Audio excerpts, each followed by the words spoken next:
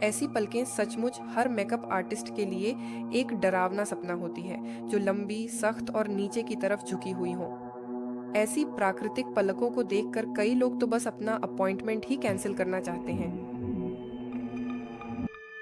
हाल ही में मेरे पास एक मॉडल आई थी जिसकी पलकें बेहद लंबी थीं, लेकिन बालों की बनावट और बढ़ने की दिशा बहुत ही मुश्किल और जटिल थी।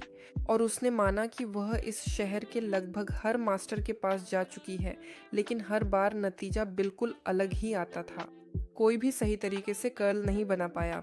या तो पलकें बिल्कुल भी नहीं उठती थीं, या फिर हल्का सा कर्ल बनता था जो एक हफ्ते में ही गायब हो जाता था। मेरी मॉडल को एक मास्टर मिली थी जिसने उसकी पलकें उठा दी थीं, लेकिन दुर्भाग्यवश वह मास्टर दूसरे शहर चली गई। अब क्लाइंट फिर से निराश है और अपने मास्टर की तलाश में है। अब बस कल्पना कीजिए, ऐसे कितने क्लाइंट्स होंगे। उनके लिए लैमिनेशन ऑफ आईलैशेस सचमुच एक राहत है। यह लैशेस लैमिनेशन के लिए सबसे आदर्श बेस है, खासकर नीचे की ओर सीधे बढ़ने वाली पलकें जिन पर कर्ल बहुत ही साफ और स्पष्ट रूप से दिखता है।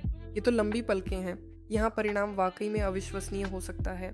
आज इस वीडियो में हम ऐसे बेस के साथ काम करते समय होने वाली आम गलतियों और यह क्यों होता है कि ज़्यादातर मास्टर्स ऐसी पलकों को उठाने में सफल नहीं हो पाते, इस पर चर्चा करेंगे। गलती नंबर 1, वॉल्यूम पैड्स वॉलिक के बारे में मिथक और लैशेस लैमिनेशन के कुछ पुराने, अब पूरी तरह से अप्रचलित नियमों का पालन करना।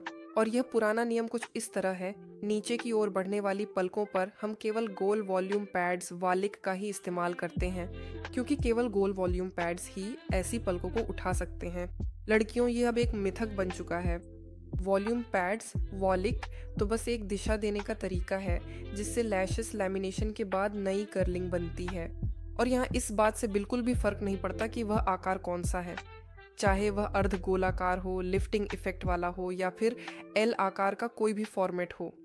मतलब ये है कि वॉल्यूम पैड जिसे वॉलिक कहते हैं, वह खुद से पलकों को ऊपर नहीं उठाता, बल्कि वह तो बस आपके नए कर्ल का सही आकार तय करता है। सबसे पहले सब कुछ आप और आपकी काम करने की तकनीक पर निर्भर करता है। इन मेरे कामों को देखिए, यहाँ हर जगह लिफ्टिंग इफेक्ट के लिए वॉल्यूम पैड्स का इस्तेमाल किया गया है, जिनकी मोड़ने की बिंदु निचले तिहाई हिस्से में है। यहाँ आपको एक भी गोल वॉल्यूम पैड नहीं मिलेगा। ये रही सुंदर पलकों वाली मॉडल जिसकी लैमिनेशन मैंने किया है और जिसके बारे में आज मैंने आपको बताया था। ये एक और शुरुआती स्थिति है जो भी बहुत मिलती जुलती है। यहाँ पलकों के बाल सख्त हैं, बिना किसी घुमाव के, यानी सीधे, या यहाँ तक कि नीचे की ओर बढ़ने वाले, और बालों की क्यूटिकल बहुत घनी और बंद है। यहाँ मैंने काटिया विनोग्रादोवा के वॉल्यूम पैड्स का इस्तेमाल किया है, और बस इस शानदार घुमाव को देखिए जो बना है। बहुत सुंदर, बहुत ही आकर्षक परिणाम। अगली तीसरी मॉडल भी बहुत मिलती जुलती शुरुआती स्थिति के साथ है, और यहाँ भी मैंने ठीक वैसे ही काटिया विनोग्रादोवा के वॉल्यूम पैड्स लिए हैं। और देखिए हमें कितना शानदार लिफ्टिंग इफेक्ट मिला है।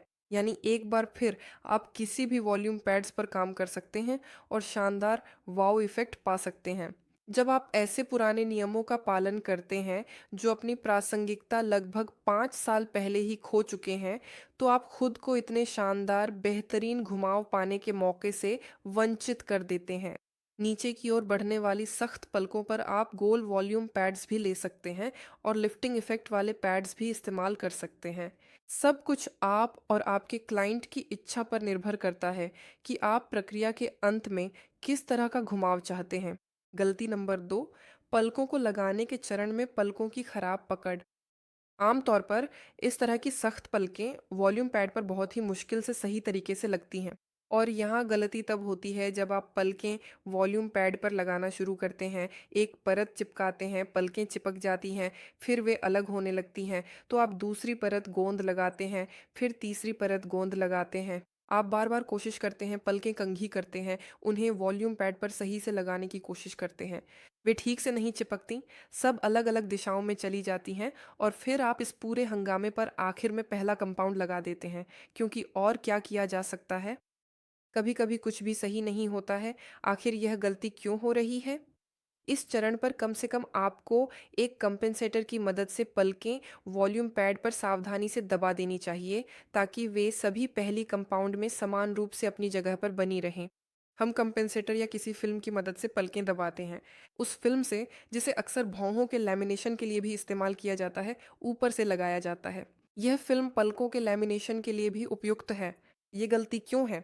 क्योंकि जब आपके पास ऐसा हंगामा होता है, तो आपके पहले कंपाउंड के लगाने की जगह बहुत अलग-अलग हो जाती हैं। सिर्फ अलग-अलग ही नहीं, बल्कि पूरी तरह से अनियंत्रित हो जाती हैं।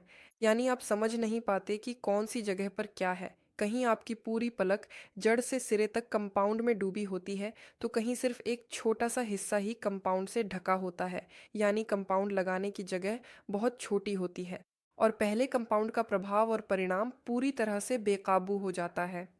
तीसरी सबसे बड़ी गलती है पौधों की जड़ के पास से बहुत ज़्यादा दूरी छोड़ देना। जब हम नीचे की ओर बढ़ने वाली पलकों के साथ काम करते हैं, और मैं यहाँ किसी भी तरह की पलकों की बात कर रही हूँ, वे पतली या छिद्रयुक्त हो सकती हैं, पर सबसे ज़रूरी बात यह है कि वे नीचे की ओर बढ़ती हैं। इस तरह की विशेष स्थिति के दौरान हमें कंपाउंड को जड़ के बिल्कुल करीब लगाना ज़रूरी हो जाता है, ताकि उस जगह पर बेहतर तरीके से काम किया जा सके। अगर आप पलकों की जड़ के पास से थोड़ी सी खाली जगह छोड़ देते हैं, तो वह हिस्सा नीचे की तरफ ही दबा रह जाएगा, जिससे इस तरह की झुकाव आ जाएगी। यानी जड़ से पलक पहले नीचे की ओर झुकेगी और फिर उसके बाद ही ऊपर की तरफ उठेगी। इसका सीधा मतलब ये है कि लैमिनेशन का असर बहुत हल्का दिखाई देगा और उससे भी बढ़कर यह दिखने में काफ़ी अजीब सा लगने लगेगा। चौथी सबसे बड़ी गलती, दूसरे कंपाउंड को लगाने के चरण में होने वाली अव्यवस्था। आइए याद करें कि इस प्रक्रिया में दूसरा कंपाउंड किस काम आता है। इसके बाद दूसरा कंपाउंड बालों में नई डाइसल्फाइड बॉन्ड विकसित करता है और आपके कर्ल को स्थायी रूप से फिक्स कर देता है। यानी दूसरे कंपाउंड के चरण में जैसी पलकों की स्थिति होती है, अंत में भी वे वैसी ही दिखेंगी। और देखिए, दूसरा कंपाउंड मूल रूप से वही फिक्स करता है जो आपने पलकों को सेट करते समय और पहले कंपाउंड के चरण में किया है। अगर मान लीजिए पलकों को सेट करते समय पूरी तरह अव्यवस्था थी, कोई पलक बिल्कुल नहीं चिपकी, दूसरी बहुत अच्छी तरह चिपक गई, कोई टेढ़ी मेढ़ी पड़ी है, मतलब कुल मिलाकर पूरी तरह अव्यवस्था है, तो दुर्भाग्यवश अंत में हमें ऐसा ही परिणाम मिलेगा, क्योंकि दूसरा कंपाउंड बस इसी सब को फिक्स कर देगा। और जब मैं उस मॉडल के साथ काम कर रही थी, जिसके बारे में मैंने आज आपको बताया, तो उसने आईने में देखते हुए कहा कि वाह, मेरी पलकों की जड़ वाली जगह भी एक ही सतह पर है, यानी सब एक जैसी तरह से ऊपर उठी हुई हैं। ऐसा सिर्फ इसलिए होता है क्योंकि वास्तव में इस तरह के बालों वाली क्लाइंट्स को अक्सर बहुत ही अलग-अलग परिणाम देखने को मिलते हैं। इनमें से कोई पलक बहुत बहुत ज़्यादा ऊपर की ओर उठी हुई होती है, तो कोई दूसरी पलक नीचे की ओर ही अपनी दिशा में बढ़ती रह जाती है। कोई पलक तो बिल्कुल ही टेढ़े तरीके से ऊपर उठी होती है, यानी सारी पलकों का उठाव बहुत बहुत अलग-अलग होता है। और जाहिर है, यह दिखने में बिल्कुल भी अच्छा नहीं लगता और मेरी मॉडल सच में एक ही सतह पर कर्ल देखकर बहुत खुश और हैरान हो गई। और यह असल में लैमिनेशन का स्टैंडर्ड है और हमेशा ऐसा ही होना चाहिए। गलती नंबर 5 मास्टर की नैतिकता से जुड़ी है। मास्टर कभी-कभी कहते हैं, अरे ये तो आपकी पलकों का ही मामला है, उन पर लैमिनेशन असर नहीं करता। या फिर वे कहते हैं, मैं पिछले 2 सालों से काम कर रही हूँ, आप पहली ऐसी ग्राहक हैं जिन्होंने मुझसे आकर यह कहा कि कर्ल सही नहीं बना। बाकी सभी का काम तो बिल्कुल ठीक रहता है, बस आपके साथ ही ऐसा हुआ है। दोस्तों, ये तो पूरी तरह से झूठ और एक मनोवैज्ञानिक चाल है, जिसमें प्रक्रिया के नतीजे की सारी जिम्मेदारी ग्राहक के ऊपर ही डाल दी जाती है। मैं 6 साल से पलकों का लैमिनेशन कर रही हूँ और मेरी भी बहुत ही खराब कृतियाँ हो रही हैं, बहुत खराब। मैंने भी कई बार आधी पलकें उठाईं और आधी सीधी ही रह गईं। मैं भी कई बार पलकें बिल्कुल भी नहीं उठा पाई और कोई कर्ल नहीं बन पाया। लेकिन मैं हमेशा अपने ग्राहकों के साथ ईमानदार रहने की कोशिश करती थी और साफ-साफ कहती थी, हाँ, आज नहीं हो पाया और मैं पता लगाऊंगी कि क्यों। ये सच में सम्मान का कारण बनता है और ग्राहक देखता है कि आप आगे बढ़ रहे हैं और वह आपके पास तब वापस आ सकता है जब आप अपनी योग्यता बढ़ा लेंगे। अगर आप जटिल केसों से डरना छोड़ना चाहते हैं और सबसे मुश्किल और नीचे की ओर बढ़ने वाली पलकों पर भी शानदार लिफ्टिंग इफेक्ट बनाना सीखना चाहते हैं, तो मैं आपको अपने लामी मेकर पेशे के फंडामेंटल ट्रेनिंग में आमंत्रित करती हूँ।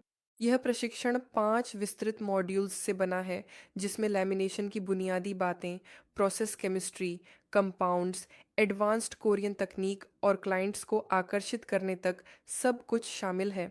प्रशिक्षण के दौरान आप 5 विस्तृत डेमो मॉडल्स देखेंगे और 2 मॉडल्स में बहुत जटिल, कठोर, नीचे की ओर बढ़ने वाली पलकें होंगी, ठीक वैसे ही जैसी आज हम आपसे चर्चा कर रहे हैं।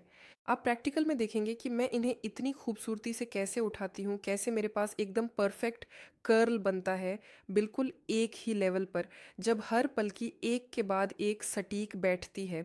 प्रशिक्षण एक अलग, बहुत ही सुविधाजनक प्लेटफॉर्म पर वीडियो लेसन के रूप में होता है। आपको 1 साल के लिए एक्सेस मिलेगा और आप कभी भी इसे दोबारा देख सकते हैं।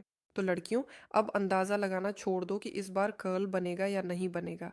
आओ और काम करने वाली तकनीक सीखो। मैं आपको ट्रेनिंग में इंतज़ार कर रही हूँ।